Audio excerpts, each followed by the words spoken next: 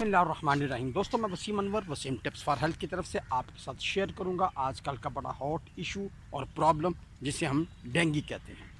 दोस्तों, डेंगू मच्छर आम तौर पर घरों में उस जगह पाया जाता है जहां पर ताज़ा पानी खड़ा हो।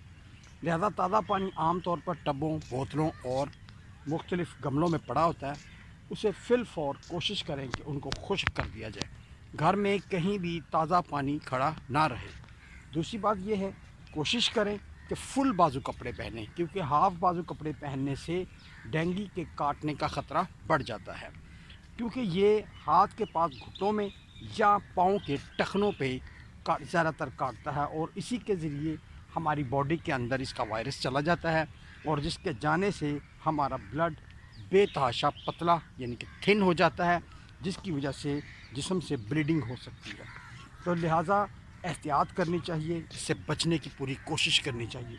किसी भी जगह गीली जगह ना रहने दें, घर की बाल्टियाँ देखें और शाम के वक़्त ख़ास तौर पर ये मगरिब से पहले यानी कि असर से मगरिब के दरमियान ये मच्छर ज़्यादा नमूदार होता है, या सुबह फजर के बाद जब सूरज निकलता है तब ये मच्छर नमूदार होता है।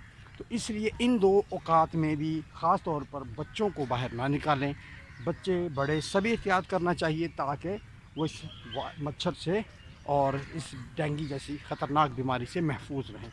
तो हिफाजत के लिए बहुत ज़रूरी है एहतियात, इसलिए कि महफूज रहेंगे तभी अगर हम एहतियात करेंगे। तो मिलते हैं अगली वीडियो में, तब तक अल्लाह हाफ़िज़।